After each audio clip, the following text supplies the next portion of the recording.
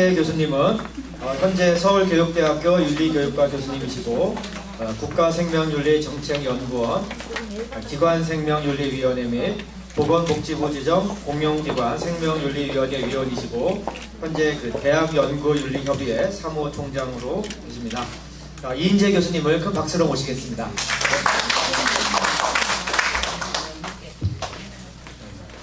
안녕하세요. 반갑습니다. 오늘 소개받은 이인재입니다. 아까 잘 안 됐던 이 모니터가 제가 오니까 잘 돼서 개인적으로 영광이고 감사합니다. 매번 이런 포럼 있을 때마다 항상 마지막 시간이 문제가 되는데 끝까지 자리를 지켜주셔서 감사드리고 아마 끝까지 자리를 지켜주신 보람이 있을 거라는 생각을 가지게 될 겁니다. 실은 제가 마지막 세션에 이 발표 및 토론을 전체적으로 주관하는 책임을 맡게 되었는데요.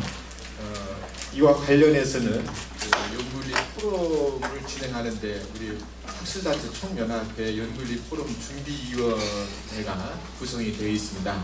몇 차례 회의를 거치면서 어떻게 하면 포럼에 참여하시는 분들에게 연구윤리와 관련해서 실질적인 도움도 드리고 또 뭔가 또 색다른 진행으로 될 것인가를 고민하는 중에 Q&A를 한번 출시해보자. 그래서 홈페이지에다가 지난 5월 15일부터서 해가지고 한 보름 이상 받았습니다. 그래서 이제 여기 보시는 바와 같이 자로 조금 아쉽게 많이는 안 나왔습니다만 제가 그 내용을 분석해 보니까 너무너무 스펙트럼이 넓습니다. 제가 건드릴 수 있는 부분도 있었지만 건드릴 수 없는 부분도 있었고 그랬습니다. 그래서 실은 이 자료지가 모시겠던 이유는 워낙 질문해 주시는 수가 적어서 제가 일부러 조금 더 기다려 봤습니다. 그래서 6월 2호 최종 인쇄본을 그냥 넘기더라도 6월 한 7, 8일까지 있어서 나온 것은 제가 준비하고 오려고 기다리면서 일부러 안 했는데요. 그래서 지금 보니까 한 7분이 질문을 주셨는데 그 7개에 대한 질문을 소개해 드리면서 거기에 대해서 제가 하여튼 답변해 드릴 수 있는 내용은 최대한 말씀을 드리고 나머지 부분들은 여기 계시는 이제 우리 국내에 내놓으라 하는 연구윤리 전문가분들이 다 오셨습니다. 같이 집단적인 지혜를 모아서 논의하면서 여러분들의 궁금한 사항에 대해서 해결해 나가는 방식으로 진행하려고 하겠습니다. 첫 번째 질문은 이렇습니다.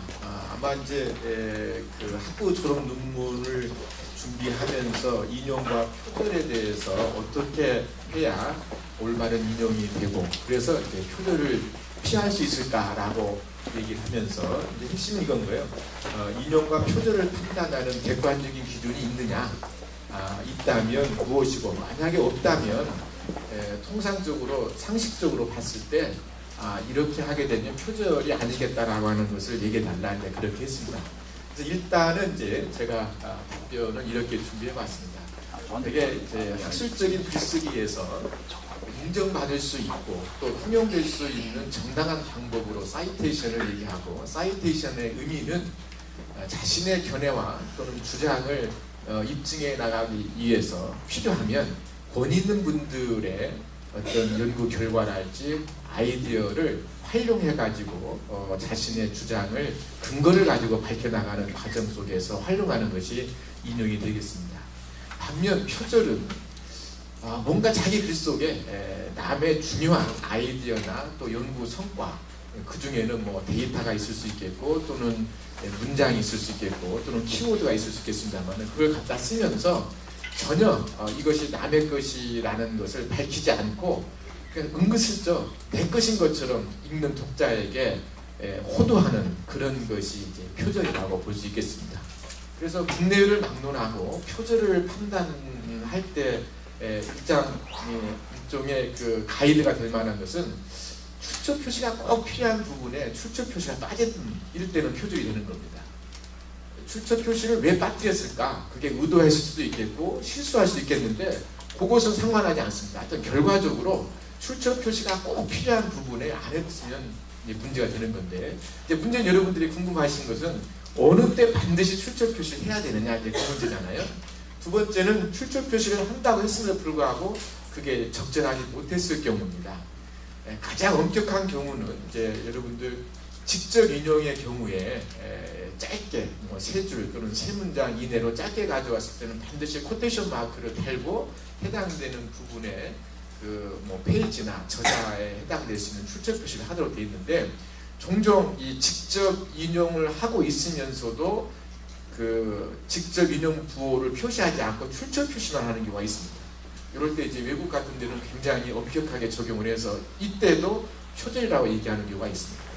또 출처 표시했어요. 이를테면 패러프레이징이나 서머라이징과 같이 다른 사람의 원 저자가 썼던 것을 그대로 따오지 않고 그 연구자가 이해한 바대로 연구자의 글쓰기 방식으로 바꿔 썼는데, 그리고 난 다음에 이것이 다른 사람으로부터 갖고 왔다는 출처 표시 있습니다. 그런데 가서 보니까 자기 방식으로 풀어 쓴 게 아니라 그대로 일종의 카피 앤 페이스트 형태로 가져왔는데, 여기가 직접 인용 표시를 안 하고 간접 인용을 하고 있는 경우도 출처 표시가 되어 있는데 이게 적절하지 못하다는 것입니다. 이렇게 엄격하게 이제 그 적용을 해서 표절로 보는 그런 외국의 사례도 있습니다. 근데 아직 국내에서는 적어도 그 직접 인용 표시를 해야 되는데 빠뜨리고 했지만 주위에는 이게 여기까지는 되게 남의 것을 참조했다라고 하는 것이 있으면 뭐 그렇게 엄격하게 적용하지 않습니다. 근데 엄격하게 국제적인 그 규준을 보게 되면 이것도 표절에 해당된다는 겁니다. 마지막으로 이제 저작권법에서 얘기하는 저작권 침해와 표절이라는 것이 이제 상호 오버랩되면서 표절로 판정하는 경우가 있습니다. 그게 뭐냐면 공정 이용을 벗어나는 경우입니다. 저작권법에서 말하는 이 정당한 타인의 저작물 인용은 그 관행에, 그러니까 해당 학문 분야에서 요구하는 정당한 관행을 지켜야 됩니다. 그리고 그것이 그 범위가 너무나 과도하지 않게끔 적절하게 가져와야 된다는 것이죠. 근데 이게 적절하게 가져오지 않는 경우입니다. 말을 바꾸면 내 저작물 속에 상대방의 그 여러 가지 아이디어나 연구 성과를 출처를 밝혀서 쓰지만 결과적으로 전체적으로 분량상 보게 되면 내 것은 거의 없고 남의 것으로만 다 갖다 이렇게 쓰는 경우에도 이것은 올바른 이용이 아니기 때문에 이런 걸 보면 저작권 침해로 보고 또 그래서 표절로도 보는 경우가 종종 있습니다. 물론 저작권법에서 말하는 저작권 침해하고 학술 분야의 글쓰기에서 얘기하는 표절은 조금 그 성격을 달리할 수 있습니다. 이를테면 저작권법에서는 저작권 침해 사항에 아이디어 부분은 문제 삼지 않습니다만은 학술적인 저작 활동에서는 상대방의 아이디어도 그게 출처를 밝히지 않고 쓰게 되면 표절로 보는 경우가 있습니다. 또 저작권 침해에서는 자기 이전의 저작물을 적절한 출처를 밝히지 않고 쓰는 것에 대해서 본인이 스스로 내 것을 내가 잘못 활용했으니까 나를 처벌해 주세요 라고 소를 제기하지 않는 한 문제 삼지 않지만, 학술적인 저작물 활동에서는 자신의 이전 성과물의 일정 부분을 적절하게 출처를 밝히지 않고 쓰게 되게 되면 뭐 용어야 중복게재 또는 자기 표절 조금은 달리 쓰고 있습니다만은 문제를 삼습니다. 그런 기준이 있습니다. 그리고 국내에서 이제 되게 보게 되면 이런 형태로도 많이 얘기를 하고 있습니다. 이게 지금 질문의 요지가 표절을 판단하는 기준을 좀 달라 그래서 말씀드린 거고, 외국에서 많이 활용되고 있는 기준을 보니까 이렇게 텍스트 표절, 모자이크 표절, 자기 표절, 이중게재 등 해가지고 되어 있습니다. 아까 말씀드린 것처럼 자신의 이전 저작물의 올바르지 못한 활용도 넓은 의미의 표절의 한 유형으로 보고 있음을 우리가 주목해야 됩니다. 다 보시게 되면 이렇게 보게 되면 워드 포 워드로 반드시 상대방의 중요한 부분에 크레딧을 줘야 될 부분에는 크레딧을 줘야 되는데 안 주기 때문에 생기는 문제가 전형적인 텍스트 표절이고요. 특히 여기 보시게 되게 되면 직접 인용인 경우에는 코테이션 마크를 표시해서 어디서 어디까지가 남의 것이고 어디가 어디까지는 내 것이고, 즉 또 어디 부분은 내가 상대방의 것을 토대로 해서 내가 바꿔 썼는지에 대한 표시를 명확히 해야 된다. 그래서 첫 번째 질문과 관련해서 결론은 그렇습니다. 자, 표절을 피하기 위해서는 내 글 속에 상대방의 중요한 아이디어나 상대방이 수행했던 그 독창적인 연구 성과물의 일부분이든 상당 부분이든 가져올 때는 반드시 내 것과 남의 것을 구분해주는 차원에서 표시를 해줘야만이 표절이 아니다 하는 얘기입니다. 자, 여기서 한 가지 이제 중요해야 될 것은 보통 많은 분들이 오해하시는 부분이 뭐냐면 내 글 속에 상대방의 그 글과 닮아 있는 부분이 있다라고 생각하게 되면 모두가 다 표절이냐 이런 문제인데 꼭 그렇지는 않습니다. 그래서 표절의 일반적인 정의에 보면 일반적 지식이 아닌 타인의 독창적인 아이디어나 중요한 연구 성과물을 적절하게 출처를 밝히지 않고 사용함으로써 그 읽는 독자나 또 다른 사람들에게 마치 남의 것이 내 것인 것처럼 오해케 하는 경우를 표절이라고 교육부의 연구윤리 확보를 위한 지침에도 나와 있습니다.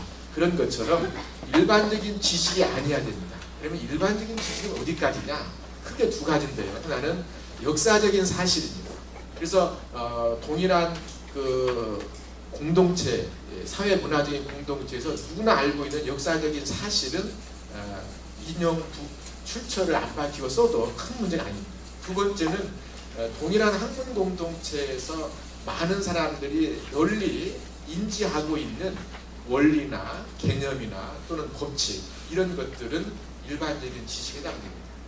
단 여기서 이제 여러분들이 유의해야 사항이 두 가지가 있습니다. 첫 번째 하나는 일반적인 지식인데 그 일반적인 지식을 특정인 누군가가 가져다가 자기 글을 써가면서 거기에다가 그 연구자 나름의 독특한 견해나 관점을 가미해서 글을 썼습니다.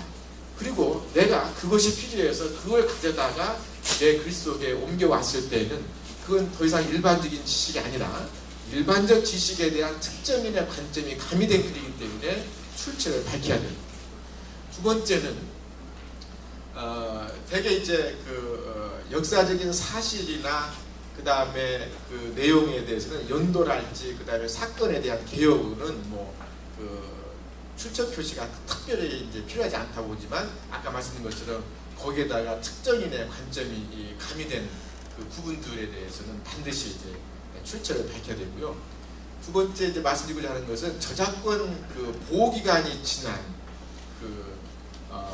일종의 표현이나 내용들은 일종의 출처를 표시하지 않아도 널리 활용될 수 있는 것이기 때문에 상관없는데 종종 뭐냐면 이렇게 쓰는 경우가 있습니다. 이게 특정이 저작권 보호 기간이 다 지난 특정인의 어떤 그 저작권에 해당될 수 있는 내용이라고 하는 것을 이제 그 연구자가 아주 그 교묘하게 써가지고 이게 내가 여기서 처음 이렇게 하는 것처럼 쓰는 경우가 있습니다.